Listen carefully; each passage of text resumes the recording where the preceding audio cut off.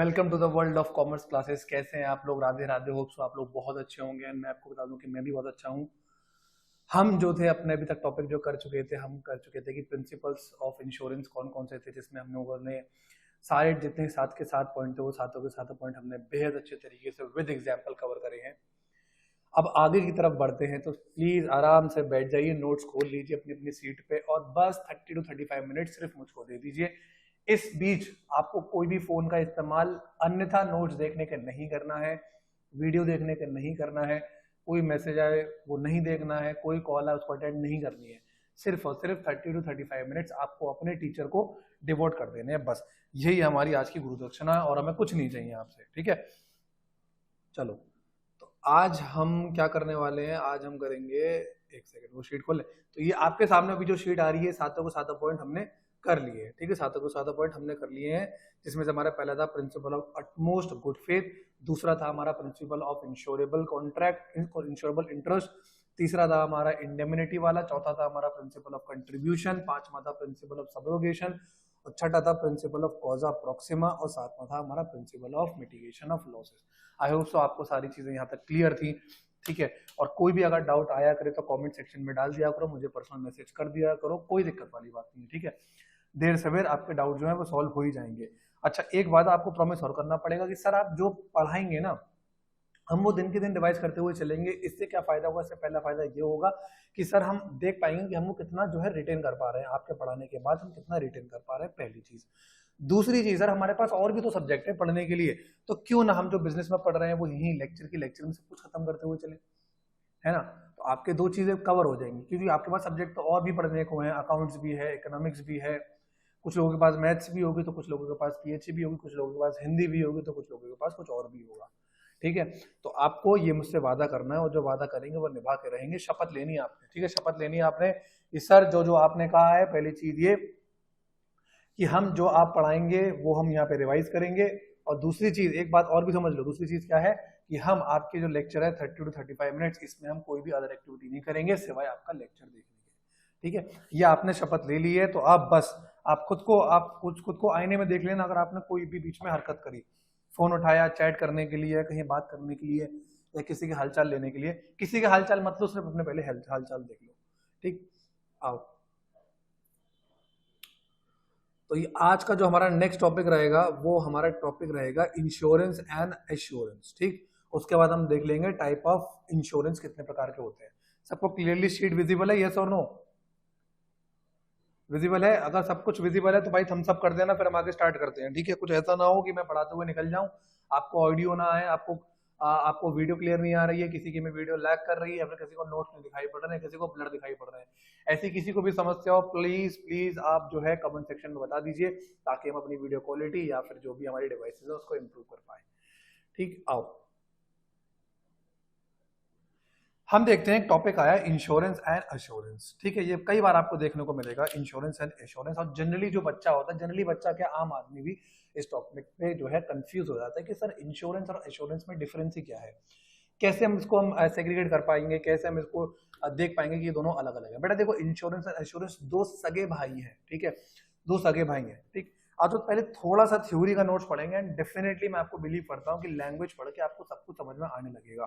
ठीक, देखो पहला पॉइंट आता हमारा, ये कहता है हमारा फर्स्ट पॉइंट कि एक सेकंड कुछ गड़बड़ हो गई। देखो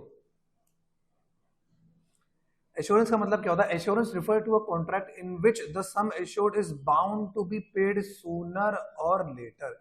यानी कि जितना सम एश्योर्ड करा है, एश्योरेंस के केस में बता रहा हूं, जितना आपने जो है सम एश्योर्ड करा है वो पे करना ही पड़ेगा। आज नहीं तो कल कंपनी को पे करना ही पड़ेगा। लेकिन इंश्योरेंस के केस में क्या होता है? Insurance the sum assured is paid only when insured suffers a pecuniary loss. देखो समझ पाए? तो ये तीन ही लाइंस में क्या है, आपको डिफरेंशिएट समझ में आ जाएगा। सर एश्योरेंस का मतलब ये होता है, एश्योरेंस का मतलब ये कि ये भी एक कॉन्ट्रैक्ट है जिसमें कि जितना भी सम एश्योर्ड हुआ है 2 लाख 3 लाख, वो पूरा का पूरा पे करना ही पड़ेगा, आज नहीं तो कल कंपनी को। तो सर इंश्योरेंस क्या होता है? इंश्योरेंस में क्या होता है? पैसा तब पे करा जाता है जब जो इंश्योर्ड होता है वो लॉस सफर करता है। समझ गए? इंश्योर्ड जो है वो लॉस सफर करता है। तो आज से अगर आपको आज से अगर आपको डिफरेंस में अगर आपसे पूछ लिया, आपको कोई टीचर पूछ ले कि बेटा बताओ इंश्योरेंस और एश्योरेंस में क्या डिफरेंस है, तो आप क्या बोलोगे? तो आप बोलोगे सर एश्योरेंस का मतलब क्या है? एश्योरेंस भी एक कॉन्ट्रैक्ट है जिसके अंदर कंपनी को जो है जितना भी सम एश्योर्ड है वो पे करना ही पड़ेगा इंश्योर्ड को, आज नहीं तो कल, खल्लास, इतना खत्म हो गया एश्योरेंस की डेफिनेशन। तो सर इंश्योरेंस एक ऐसा कॉन्ट्रैक्ट है जिसके अंदर सम एश्योर्ड पे तभी पे करा जाएगा जब जो इंश्योर्ड होगा वो लॉस सफर करेगा, ठीक है, जब वो लॉस सफर करेगा। समझ गए? आपको दिक्कत नहीं? दिक्कत तो सब कुछ क्लियर चल रहा है, बाल बाल सब सही लग रहा है? हाँ सर सही लग रहा है, बहुत स्मार्ट लग रहे हो आप, आ जाओ। इंश्योरेंस आप देख लेते, इंश्योरेंस अब क्या है आप, ठीक है, देखो it is a contract, it is a contract of insurance, the insured must suffer a damage और loss to claim the compensation. इस वाले इंश्योरेंस के अंदर इंश्योरेंस एक ऐसा कॉन्ट्रैक्ट है अगर इंश्योर्ड को क्लेम सेटल करना है, क्लेम अगर लेना है, तो उसको कोई ना कोई इवेंट, कोई सिचुएशन, कोई ऐसी घटना, दुर्घटना घटनी ही चाहिए, कोई लॉस सफर करना ही चाहिए, तभी वो क्लेम का हकदार है, ठीक है।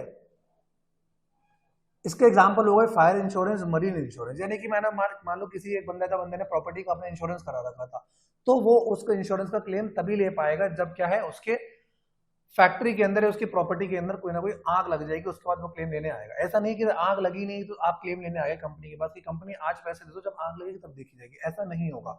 जिस दिन आग लगेगी, जिस दिन दुर्घटना घटी जाएगी, उसके बाद ही आप क्लेम लेने के हकदार है। राइट टू क्लेम कब होगा? After the incident, after the accident. दूसरा आता है हमारा मरीन इंश्योरेंस। मरीन इंश्योरेंस भी देख लो, मरीन इंश्योरेंस कौन सा इंश्योरेंस होता है अभी हम आगे डिस्कस करेंगे। मरीन इंश्योरेंस वो इंश्योरेंस होता है, मान लेते हैं शिप से जो है हमारा सामान आ रहा है, या पूरे शिप का इंश्योरेंस है, शिप डूब गया, सामान डूब गया, शिप हमारा गुम हो गया, तो उस केस के अंदर राइट टू क्लेम कब होगा? जब ये सारी दुर्घटना घट जाएंगी। अगर ये दुर्घटना नहीं घटेंगी, आग नहीं लगेगी, शिप नहीं डूबेगा, माल खराब नहीं होगा शिप में, तो कोई भी आप राइट टू क्लेम लेने के हकदार नहीं है। क्लियर? इसको ही बोलते हैं इंश्योरेंस। तो आज के बाद कभी भी सेटल डाउन मत हो जाना कि सर हमको समझ में नहीं आया। सेटल डाउन आप तभी होंगे जब आपको सब कुछ समझ में आ जाएगा, ठीक है। देखो जब भी आप किसी से कुछ सीख रहे हो ना, तो आप पूरा सीखो, कोशिश करो कि आप सब कुछ सीखो, पूरा सीखो, जितना भी आपका जो है अध्यापक पढ़ा रहे हो आप पूरा सीख के जाए। ऐसा नहीं है कि आपने जो है थोड़ा बहुत पढ़ा बैठे हैं कि सर हमारी तो ऑब्लिगेशन है कुछ देखने की, मम्मी पापा डांटते हैं, कहते हैं कि यार ये अर्जुन सर की वीडियो देखो वो अच्छा पढ़ाते हैं, या फिर आप किसी भी टीचर की वीडियो देखो। ऑब्लिगेशन नहीं है आपकी, आपको खुश होना चाहिए कि आपको सिर्फ और सिर्फ एक ही काम दिया गया पढ़ाई करने का, ठीक है। जिंदगी की मुश्किलें जो आपको तब पता चलेंगी जब आप पढ़ाई एक दिन स्कूल की खत्म हो जाएगी या फिर कॉलेज की खत्म हो जाएगी, तब आप कहोगे, डेफिनेटली आप मुझसे नहीं कहोगे पर आप मन में तो सोचोगे कि हाँ यार वो दिन बहुत अच्छे थे, क्या स्कूल के दिन थे, क्या कॉलेज के दिन थे, हम जाया करते थे बस बोझ लेके बैग में भर के और टिफिन लेके वहाँ लंच में खाते थे और कैंटीन में खाते थे, उसके बाद बस घर आ जाके सो जाते थे, फिर कोचिंग जाते थे, फिर सो जाते थे।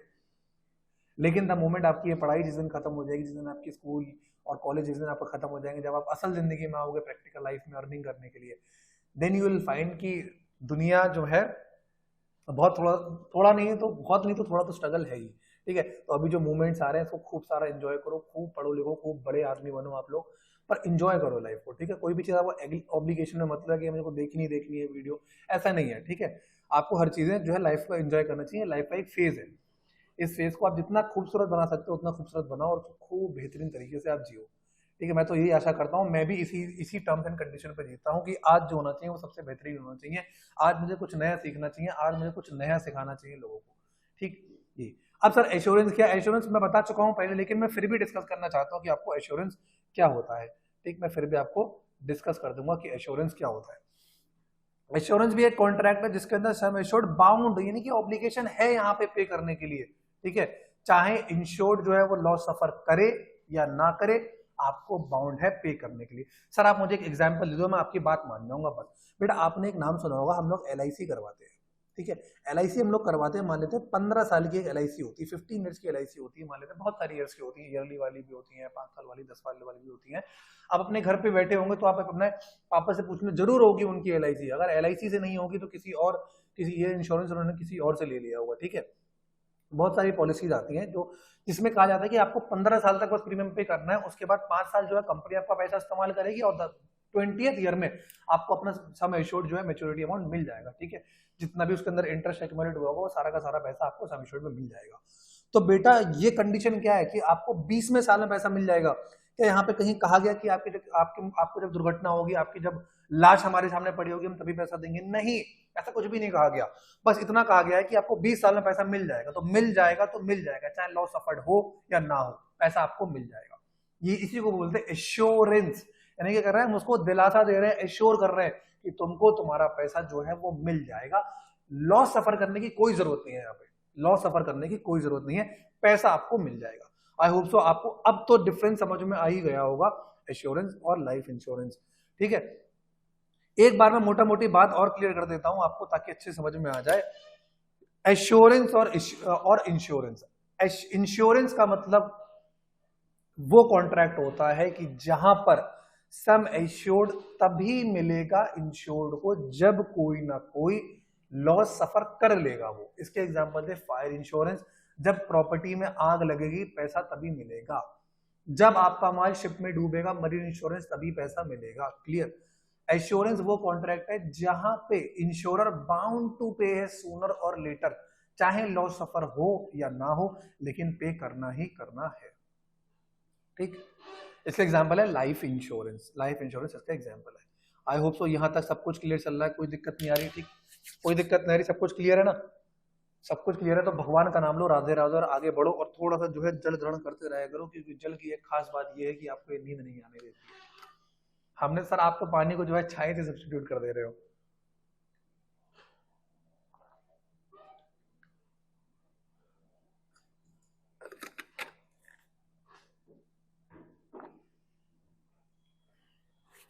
बड़े आगे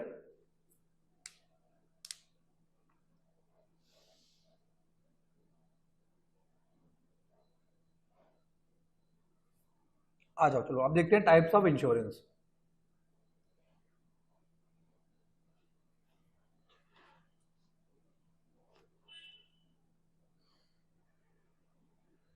चलो अब टाइप्स ऑफ इंश्योरेंस देखते हैं, इंश्योरेंस कितने प्रकार के होते हैं। ठीक है, मैं आपको दो तो बता ही चुका कि फायर इंश्योरेंस क्या होता है, मरीन इंश्योरेंस क्या होता है, लेकिन फिर भी हम डिस्कस कर लेंगे, कोई ऐसी दिक्कत वाली बात नहीं है। और एक लाइफ इंश्योरेंस क्या होता है, हेल्थ इंश्योरेंस क्या होता है, ये सभी के सभी हम आपको अच्छी तरीके से अभी डिस्कस कराएंगे, उसके बाद ही हम जो है इस क्लास को एंड करेंगे। मेरी क्लास की खास बात यह है कि मैं जनरली ना क्लास को 30 to 35 मिनट से ज्यादा का बड़ा बनाता ही नहीं। उसका रीजन पता है क्या है? उसका रीजन क्या है, ये मेरी सोच है, मुझे नहीं पता कि आपकी क्या सोच है और बाकी की क्या सोच है। मुझे ऐसा लगता है कि जब क्लास शॉर्ट होती है ना, तो क्लास जब स्टार्ट होती है तभी हमारा माइंड फ्रेम कर लेता है कि यार तो 30-35 मिनट की क्लास है, आराम से देख लेते हैं। लेकिन जब वो लेक्चर 2 घंटे का होता है, 1 घंटे का होता है, तब हमारा माइंड जो है, देखो ये ना बड़ा चालाक है, ये आपसे पहले सोचता है और आपसे पहले हरकत में आता है। ठीक है, इसमें और दिल में एक ही फर्क है कि दिल जो है वो बाद में वर्क करना चालू करता है, लेकिन दिमाग क्या है, दिमाग क्या करता है, इनिशियल स्टेज से तुरंत चालू करना, तुरंत अपने आप को ऑपरेट करना स्टार्ट कर देता है। यानी कि अगर 1-2 घंटे का लेक्चर होगा तो क्या होगा, हमारा जो दिमाग है वो तुरंत क्या करेगा, पहले ऑपरेट कर देगा, ये वीडियो बहुत लंबी है यार, और अगर 10 मिनट बाद आप वो वीडियो को बंद कर दो। लेकिन अगर जो 35 मिनट वाली वीडियो होगी वो 10 मिनट बाद आप देखने की ये होगी, सर ये तो बस खाली 25 मिनट की बची, इसको और देख लेता हूँ आराम से, समझ गए? इसलिए मैं आपके लिए जो है छोटी छोटी क्लिप बनाता हूँ। मैं चाहूँ तो वो क्लिप आपको जो है 30, वो जो क्लिप है वो 1 घंटे 1-2 घंटे की क्लिप बना सकता हूँ आपके लिए। ठीक है, लेकिन मेरा मानना क्या है, मेरा उद्देश्य ये है कि आप सारी जो वीडियोस आ रही हैं वो सारी की सारी वीडियोस देखो और उनको अच्छे तरीके से आप कवर करते हुए चलो। ठीक, आओ सबसे पहले इंश्योरेंस आता है हमारा लाइफ इंश्योरेंस। बेटा ये जो मैं टाइप्स ऑफ इंश्योरेंस आपको बता रहा हूँ ना, ये बड़े ध्यान से देखना, क्योंकि जब आप ये सारे इंश्योरेंस में आप डिफरेंशिएट समझ जाओगे ना, तभी आपको असल में समझ में आएगा कि इंश्योरेंस क्या था, इंश्योरेंस क्या था, और उसके टाइप्स में हमने क्या क्या पढ़ा। ठीक है, अच्छा पहले थ्योरी से पढ़ते हैं, उसके बाद समझाएंगे। ठीक है, ताकि आपको अच्छी तरह से समझ में आए। Generally people take life insurance policy when they have a fear of dying too early, then to provide financial support to their family they take life insurance policy. Sometimes people take life insurance policy to get financial support and economic independence due to their old age. दो तरीके, दो चीजें, दो conditions आ गई जहां पे जो है बंदा लाइफ इंश्योरेंस पॉलिसी लेता है। ध्यान देना, एक हो गया हमारे डाइंग टू अर्ली और दूसरा हो गया अगर मैं नहीं मरा और मैं मेरा बुढ़ापा आ गया, तो उस केस में क्या होगा। In life insurance, the sum assured is paid at the death or on the maturity of period, whichever comes earlier. यानी कि यहाँ पे आपको 3 चीजें सीखने को मिली। पहली चीज, लाइफ इंश्योरेंस बंदा तब करवाएगा जब उसको डर है कि मेरी मृत्यु बहुत जल्दी हो जाएगी। अगर मेरी मृत्यु जल्दी होगी तो मेरी फैमिली वाले का क्या होगा, उनको कौन सपोर्ट करेगा, तो उनको पैसा मिल जाएगा वहां से, पहले तो वो कराएगा। दूसरी चीज, वो जो है लाइफ इंश्योरेंस तब करवाएगा जब उसको ये डर है कि हो सकता है कि मेरी मृत्यु टाइम से ना हो, मेरी मृत्यु जो बहुत टाइम बाद हो, तो मेरे बुढ़ापे में मेरा सहारा कौन देगा। मान लेते हैं कि मान लो मेरे बच्चे मुझे सपोर्ट नहीं करते, मान लो जो बूढ़े माता पिता हैं, बच्चे उनको जो है खाने पीने को नहीं देते हैं, ऐसे भी कुछ ना कोई लोग होते होंगे लाइफ में, तभी तो ऐसा एक डर आया किसी के मन में, तभी तो ऐसी पॉलिसी बनी है।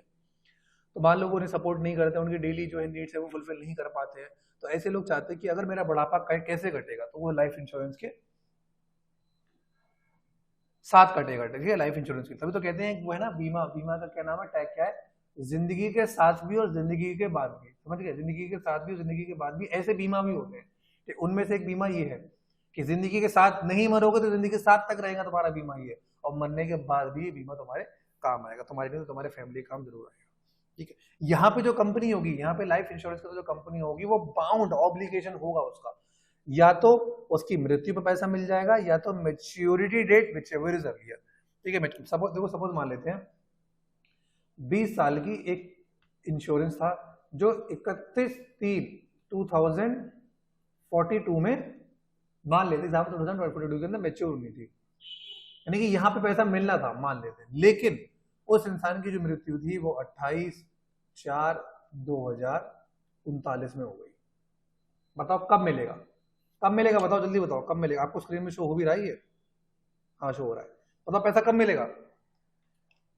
कमेंट सेक्शन में आप बताएंगे इसका आंसर कि वो उस बंदे को पैसा कब मिलेगा या उसकी फैमिली को जो पैसा कब मिलेगा, ठीक है। ये टॉपिक पढ़ाने के बाद मैं आपको डिस्कस कर दूंगा कि उसका पैसा कब मिलेगा। मैं उम्मीद करता हूँ कि कमेंट सेक्शन में ये कमेंट्स जरूर आएंगे अगर आप जो है धैर्य से, पेशेंस से और समझदारी से सारे कॉन्सेप्ट पढ़ रहे हैं, ठीक है। The contract of life insurance is a contract of utmost good faith. Utmost good faith का मतलब क्या था भाई, जो जो चीजें हैं ना वो सारी चीजें डिस्क्लोज कर देना पॉलिसी के अंदर। ऐसा नहीं होना चाहिए कि तुमको हार्ट अटैक की बीमारी थी, 2 पहले आ चुके थे, तीसरे में तुम टपकने वाले थे, टपकने से पहले तुमने इंश्योरेंस करा लिया, और तुमने जो 2 बार टपकने से बचे थे वो तुमने इंश्योरेंस कंपनी को नहीं बताया। ऐसा मत करना, सब कुछ पॉलिसी के अंदर डिस्क्लोज करना है।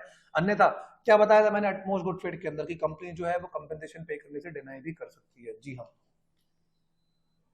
दूसरा आता है the insurable interest must present at the time of taking the policy, insurable interest at the time of maturity is not necessary. यानी कि जब आपने पॉलिसी ली है तब आपका इंश्योरेबल इंटरेस्ट होना ही चाहिए, यानी कि जब आप पॉलिसी ले रहे हो ना तो आपका उसमें हक होना चाहिए। ऐसा नहीं होना चाहिए, मान लो मैंने आपको एक पहले एग्जांपल बताया था कि मान लेते हैं कि मैंने अपने स्पाउस के नाम पे LIC कराई, ठीक है, मैंने अपनी वाइफ के नाम पे एक LIC करा ली, तो मेरा क्या इंश्योरेबल इंटरेस्ट है उसमें। मान लो मैं अपने दोस्त के नाम पे मैंने LIC करवाई, तो उसमें मेरा इंश्योरेबल इंटरेस्ट नहीं है, because he is not part of my family, तो इंश्योरेबल इंटरेस्ट होना चाहिए। लेकिन यहाँ पे देखो MCQ बन सकता है, फिर 1 वर्ड बन सकता है कि लाइफ इंश्योरेंस के केस में पॉलिसी लेते टाइम ही इंश्योरेबल इंटरेस्ट जरूरी है, मैच्योरिटी के टाइम में आपका इंश्योरेबल इंटरेस्ट जरूरी नहीं है। सर इसका एग्जांपल कैसे, एग्जांपल ये सपोज मान लेते हैं कि मैंने अपने स्पाउस के नाम पे जो है पॉलिसी ले ली, तो कंडीशन सेटिस्फाइड हो गई। मान लेते हैं 20 साल की वो पॉलिसी थी, 15वें साल में आगे मेरा क्या है, मेरी वाइफ से डिवोर्स हो गया, तो इस केस के अंदर क्या है, अब तो इंश्योरेबल इंटरेस्ट नहीं रहा। तो बताओ क्या ये गैम्बल हो गया, क्या ये फ्रॉडलेंट एक्टिविटी होगी? नहीं, फ्रॉडलेंट एक्टिविटी नहीं, नहीं गैम्बल हुआ, ठीक है, क्योंकि मैच्योरिटी के टाइम पे लाइफ इंश्योरेंस देखते ही नहीं है, आपकी लाइफ इंश्योरेंस देखता ही नहीं कि आपका इंश्योरेंस इंटरेस्ट था या नहीं था। कोई दिक्कत यहाँ पे, सब कुछ क्लियर चल रहा है ना भाई? बताते रहा करो कि सर सब कुछ बढ़िया चल रहा है, सर सब कुछ अच्छा चल रहा है, ठीक है। कमेंट सेक्शन में अभी भी वो आना बाकी है, उसका आंसर आना बाकी है कि पैसा जो है वो कब मिलेगा, 2042 में मिलेगा या 2039 में मिलेगा, 42 और 39। You have to give the answer and I will see it.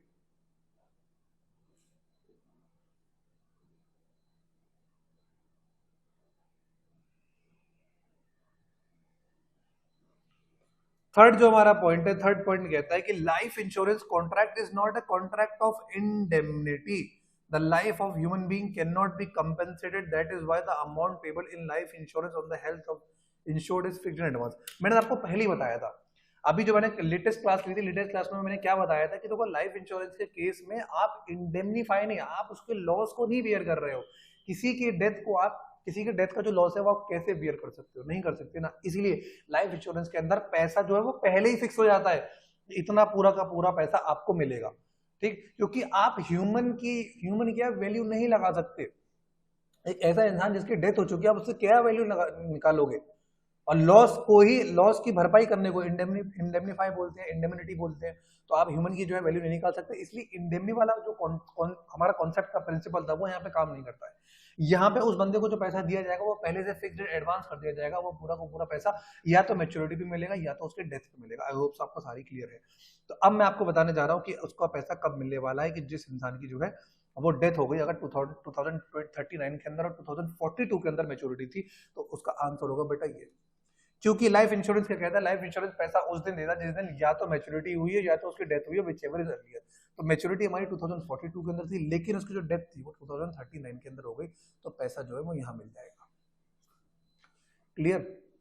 तो लाइफ इंश्योरेंस अगर मैं आपको वन वर्ड में अगर मैं समराइज करूंगा कि वन सेंटेंस के अंदर मैं अगर सिंगल स्टेटमेंट के अंदर में समराइज करने का मौका मिले, तो मैं कह सकता हूँ लाइफ इंश्योरेंस पॉलिसी वो पॉलिसी है जहां पे अंदर लोगों को ये डर होता है कि या तो वो बहुत जल्दी उनकी डेथ हो जाएगी, तो फाइनेंशियल सपोर्ट कौन देगा उनकी फैमिली को, या फिर उनकी डेथ जो है वो बहुत ओल्ड एज में जाके होगी, ठीक है, तो फिर ओल्ड एज में कौन सपोर्ट करेगा, फाइनेंशियल सपोर्ट कौन देगा। तो ऐसे केसेस के अंदर जो है वो लाइफ इंश्योरेंस कराए जाते हैं। लाइफ इंश्योरेंस का जो पैसा होता है, बीमा का जो पैसा में होता है, या तो वो मैच्योरिटी पे मिलेगा या तो वो डेथ पे मिलेगा, विच एवर इज अर्लियर। ये ध्यान रखना। ये दूसरी चीज, जो कॉन्ट्रैक्ट लाइफ इंश्योरेंस का वो अटमोस्ट गुड फेथ का है, क्योंकि यहाँ पे आपको सारी चीजें डिस्क्लोज करनी पड़ेंगी पॉलिसी के अंदर, और सारी चीज अगर आपने पॉलिसी के अंदर डिस्क्लोज नहीं करी तो कंपनी जो है वो कंपनसेशन पे करने से मना भी कर सकती है।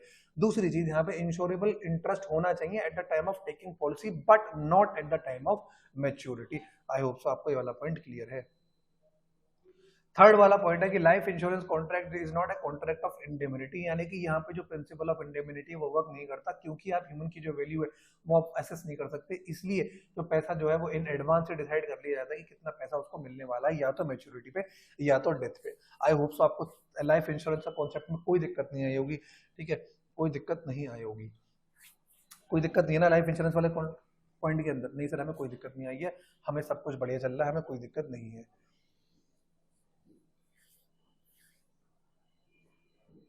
ठीक है, चलो अब देखते हैं हम जो हमारा सेकंड पॉइंट है। सेकंड पॉइंट कहता है हमारा फायर इंश्योरेंस। फायर इंश्योरेंस क्या है, कौन सा इंश्योरेंस होता है? देखो, फायर इंश्योरेंस में एक टाइप का कॉन्ट्रैक्ट होता है जिसके अंदर एक पार्टी, वो एक पार्टी कौन होती है? इंश्योरर। वो क्या करती है? प्रीमियम पे करती है। प्रीमियम क्यों पे करती है? ताकि उसको इंडेमनीफाई कर दे। दूसरी पार्टी कौन सी है? दूसरी पार्टी कौन सी है? Insured for the financial loss which the latter में suffer due to damage to the property insured by fire during a specific period of time up to a specific amount, full stop. यानी कि यहाँ पे क्या है, यहाँ पे fire insurance के अंदर भी ये भी एक कॉन्ट्रैक्ट है। यहाँ पर भी दो ही पार्टी होंगी, इंश्योर्ड और एक इंश्योर्ड होगा। इंश्योर्ड कौन होता है? मैंने आपको पहले भी बताया था, ये क्या होती है? एक इंश्योरेंस कंपनी होती है। सॉरी। और इंश्योर्ड कौन होता है? इंश्योर्ड क्या होता है? इंश्योर्ड जिसने की इंश्योरेंस बीमा लिया हुआ होता है। तो यहाँ पे जिसने बीमा लिया होता है वो एक प्रीमियम, सर्टेन प्रीमियम पे करता है। क्यों पे करता है? कि अगर उसको कोई नुकसान हो जाए फ्यूचर में जाके, ठीक है, अगर उसको मान लो उसकी प्रॉपर्टी के अंदर कोई नुकसान हो जाए, या फिर मान लो उसके स्टॉक में आग लग जाए, तो कौन भरपाई कर देगा? भरपाई कौन कर देगा? भरपाई कर देगा वो इंश्योरेंस कंपनी भरपाई कर देगी, ठीक है। और यहाँ पे पैसा कब मिलेगा भाई? फायर इंश्योरेंस के अंदर ये क्या है? एक टाइप का इंश्योरेंस है। यहाँ पे पैसा कब मिलेगा? यहाँ पे पैसा तब मिलेगा जब एक्चुअली में जो लॉस है वो सफर होगा। मैंने आपको पहले भी बताया था, जब कोई दुर्घटना घट जाएगी तभी जो है वो लॉस सफर होगा। क्लियर? कोई दिक्कत नहीं? हाँ सर, हमें कोई दिक्कत नहीं। Fire insurance provide protection against the loss और damage by fire, lightning and explosion, ठीक है। इस फायर इंश्योरेंस क्या क्या कवर करता है? फायर इंश्योरेंस कवर करता है कि मान लो अगर आग लग जाए, बिजली गिर जाए, कोई धमाका हो जाए, तो सारी चीजें जो है फायर इंश्योरेंस के अंदर कवर होती हैं। इसके अलावा फायर का मतलब होता है एक्चुअल फायर एंड इग्निशन, यानी कि यहाँ पे जो एक्सीडेंट होना चाहिए, ऐसा नहीं आप खुद आग लगा रहे हो सामान के अंदर, ऐसा नहीं होना चाहिए। यानी कि अगर आपने फायर इंश्योरेंस लिया है तो यहाँ पे क्या होना चाहिए? एक्चुअल इंसिडेंट कुछ ना कुछ होना चाहिए, एक्चुअल घटना घटनी चाहिए। यानी कि अपने आप आग लग गई, ठीक है, या फिर कोई बिजली गिरी तो आग लग गई, या फिर कोई धमाका हो गया, मान लो केमिकल कोई फैक्ट्री है, तो ऐसे इंसिडेंट या एक्सीडेंट होने चाहिए, ठीक है। ऐसे नहीं होना चाहिए आपको पता कि अरे मेरा सामान तो बिक नहीं रहा है, क्या करूँ, आग ही लगा दूं, पैसे किससे ले लूंगा? इंश्योरेंस कंपनी से। ऐसा नहीं होना चाहिए, ठीक है। यानी कि इंटेंशनल नहीं होना चाहिए, ठीक है, इंटेंशनल नहीं होना चाहिए, एक्सीडेंटल होना चाहिए। इसके अलावा जो फायर पॉलिसी होती है वो कौन कौन से लॉसेस कवर करती है? हमारे तो कोई दंगे फसाद हो गए, ठीक है, सिविल स्ट्राइक, यानी कि सिविल स्ट्राइक हो गए, मान लो लोगों ने विद्रोह करना शुरू कर दिया, या फिर मान लेते कोई और दंगे फसाद, कर्फ्यू वर्फ्यू सारे लग गए, फॉरेन एनिमी से मतलब कुछ ऐसा हो गया, वॉर्स हो गए, तो इन सारे केसेस के अंदर जो है फायर पॉलिसी जो है वो कवर करती है। आई होप कोई दिक्कत नहीं है, आपको सारी चीजें क्लियर है। इसके अलावा कुछ एलिमेंट्स देख लेते हैं। एलिमेंट्स कौन कौन से? देखो यहाँ पे देखो, आपको देखने की जरूरत है। फायर इंश्योरेंस के अंदर जो इंश्योरेबल इंटरेस्ट है वो पॉलिसी लेते टाइम भी होना चाहिए, साथ में मैच्योरिटी के जब आपको लॉस हुआ है तब भी आपके पास इंश्योरेबल इंटरेस्ट होना ही चाहिए। फॉर एग्जाम्पल मान लेते हैं कि एक इंसान ने जो है फैक्ट्री पे जो है फायर इंश्योरेंस लिया, जिस टाइम लिया फैक्ट्री उसकी थी, लेकिन जब लॉस हुआ तब वो किसी और की फैक्ट्री थी। ऐसा नहीं होना चाहिए, ठीक है। उसका insurable interest at the time of taking the policy and at the time of the loss, दोनों ही सिचुएशन में होना चाहिए। दूसरा, फायर जो इंश्योरेंस कॉन्ट्रैक्ट होना चाहिए, ये भी अटमोस्ट गुड फेथ पे होना चाहिए, यानी कि सारी की सारी आपको पॉलिसीज के अंदर चीजें डिस्क्लोज करनी है, अपने इंश्योरर को सारी की सारी बातें बतानी है, क्योंकि अगर बाद में अगर कोई भी इंश्योरर को चीज पता लगी जो आपने नहीं दिखाई थी पॉलिसी के अंदर, तो उस केस के अंदर वो आपको इंश्योरेंस का जो कंपेंसेशन है वो पे करने से भी मना कर सकता है। मैं आपको 30 बार बता सकता हूँ ये बात, मैंने तो आपको रट गई होगी कि अटमोस्ट गुड फेथ क्या है। दूसरी चीज, principle of indemnity strictly applicable on fire insurance as insured get the loss amount और policy amount whichever is less. बिल्कुल ठीक बात है। इंडेमनिटी वाला जो हमारा कॉन्सेप्ट था वो लाइफ इंश्योरेंस पे नहीं लग रहा था, क्योंकि वहां पे ह्यूमन की वैल्यूएशन नहीं हो सकता, जबकि फायर इंश्योरेंस में लग रहा है, क्योंकि आपकी प्रॉपर्टी की जो वैल्यू पता चल सकती है, ठीक है।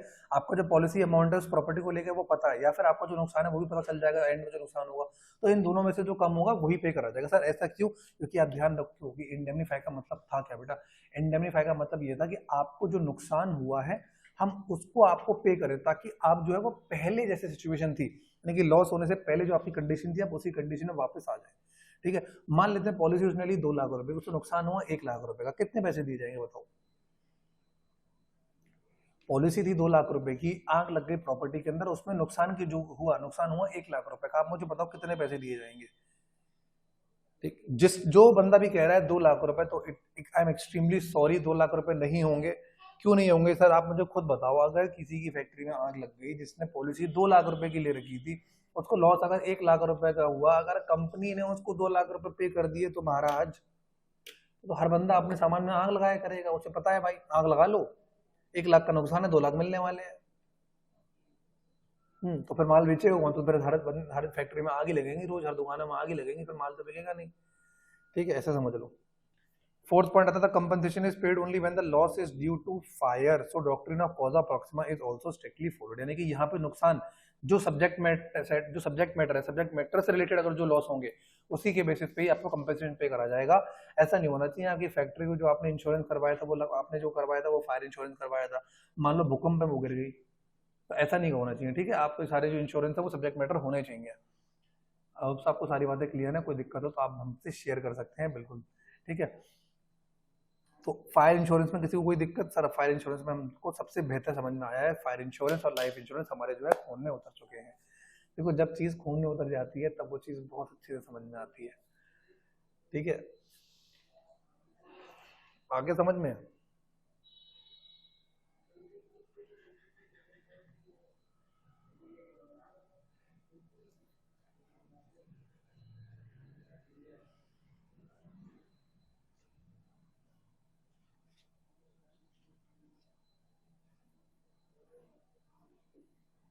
एक minute, so I am back. चलो आप बढ़ते हैं आगे फटाफट से कि मैरिड इंश्योरेंस क्या होता है। 2 इंश्योरेंस आपको बेहद अच्छे तरीके से समझा चुके हैं कि फायर इंश्योरेंस क्या होता है, साथ में साथ हमारा लाइफ इंश्योरेंस क्या होता है। अब आगे बढ़ते हैं कि हमारा मरीन इंश्योरेंस क्या होता है। आइए बेटा, मरीन इंश्योरेंस क्या होता है, एक सेकेंड।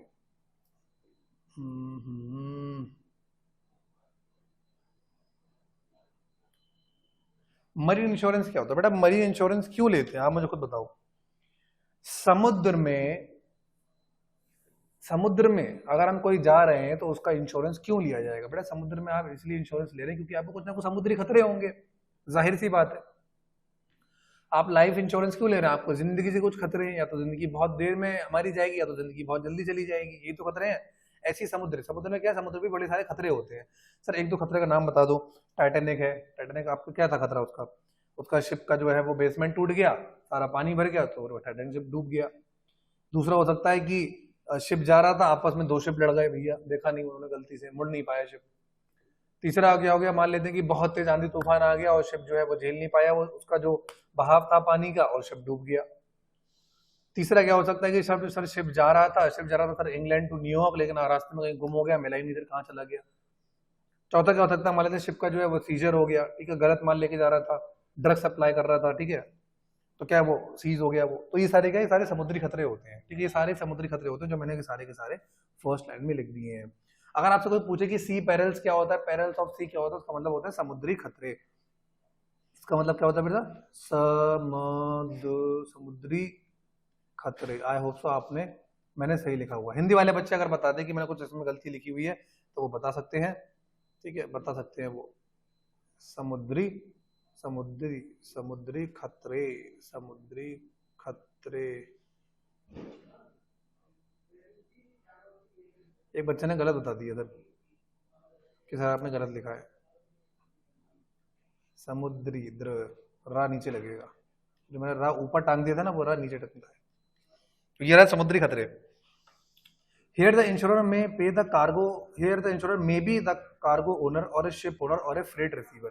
यहाँ पे जो इंश्योर हो सकता है वो इंश्योर या तो कार्गो ओनर का मतलब क्या होता है, जो उसके अंदर सामान जा रहा है वो उसका मालिक, गुड्स जो जा रहा है उसका मालिक भी हो सकता है।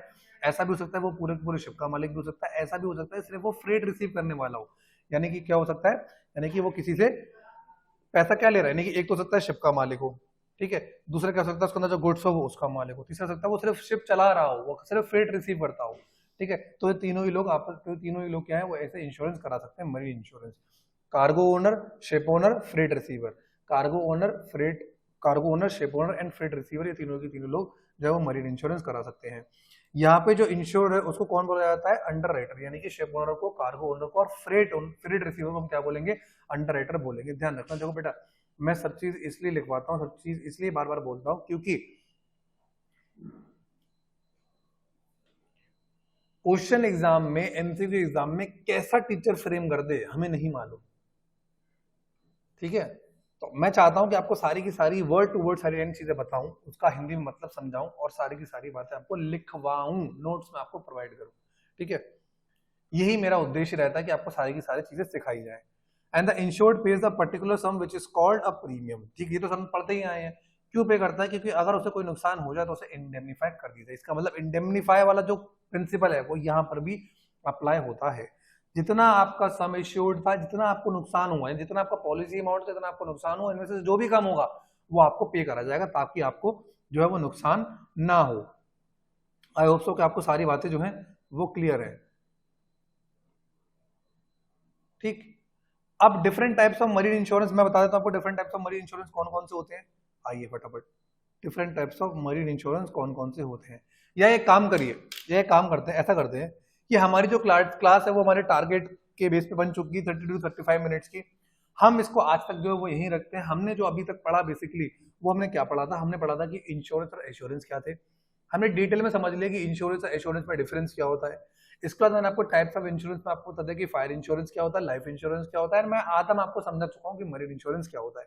इस क्लास को इतना ही रखते हैं। नेक्स्ट पार्ट में जो हमारा बचा हुआ पोर्शन है वो हम कराएंगे, एंड साथ में हम आपको अलग अलग इंश्योरेंस के बीच में आपको एक जो है छोटा सा चार्ट भी बनाएंगे ताकि आप अच्छे से समझ पाए। जिन लोगों को लिखना हो वो प्लीज अपने साथ कॉपी रखें, क्योंकि नेक्स्ट जो क्लास आएगी उसमें मैं आपको वन वर्ड में जितना भी हो सकेगा पॉसिबल जो मैं यहाँ पर लिखवा पाऊंगा वो मैं आपको डिफरेंस समझा दूंगा, ठीक है, ताकि आपको जनरली में कोई माइंड में दिक्कत ही ना रहे। क्योंकि जो मैं बताता हूँ देखो बच्चों को दिक्कत कहाँ पे आती है, मैं इसलिए आपको बता पा रहा हूँ क्योंकि मैं भी तो कभी ना कभी बच्चा था, एक सास भी तो कभी बहू थी, तो मैं भी तो कभी बच्चा था। मैंने अपने स्कूल फेज में दिक्कत ये देखी थी कि जनरली इंश्योरेंस के बीच में ना बड़े हम कंफ्यूज से हो जाते हैं। तो आप इंश्योरेंस में कंफ्यूज ना होकर आप सबसे अच्छे मार्क्स लेके आए, चैप्टर से full to full marks cover करें, यही चाहते हैं, ठीक है। एग्जाम की आपको देखो 11th में हर चैप्टर की बड़ी अच्छी वेटेज होती है, ये बात आप जान लो, ठीक है। तो जब हर चैप्टर की एक वेटेज है कुछ ना कुछ, तो हर चैप्टर को उतनी ही इज्जत देंगे जो आप किसी और चैप्टर को देंगे, या फिर उस सब्जेक्ट को बिजनेस स्टडीज को आप उतनी ही इज्जत देंगे जो आप किसी और सब्जेक्ट को दे रहे हैं, ठीक है। तो अभी तक जिन लोगों ने वीडियोस देख रहे हैं उन्होंने अगर लाइक नहीं किया हो तो प्लीज लाइक कर दें, जिन्होंने सब्सक्राइब नहीं किया हो तो सब्सक्राइब कर दें, ठीक है। इस चैनल को ज्यादा से ज्यादा शेयर करें और हमें बेहद खुशी होगी अगर आप हमारे लेक्चर्स देख के बड़े अच्छे मार्क्स लेके आ रहे हैं। अगर किसी के भी यूनिट टेस्ट हो रहे हैं वो मेरी वीडियोस और मेरे नोट्स पढ़ के जा रहा है, एग्जाम दे रहा है, तो डेफिनेटली प्लीज मेरे से शेयर कीजिए। मुझे बहुत खुशी होगी कि आप जो है बड़े अच्छे मार्क्स सिक्योर कर रहे हैं कि हमारी वीडियोस देख के, ठीक है। लाइक करना मत भूलिएगा, शेयर करना मत भूलिएगा। Till then bye bye, take care and bye bye.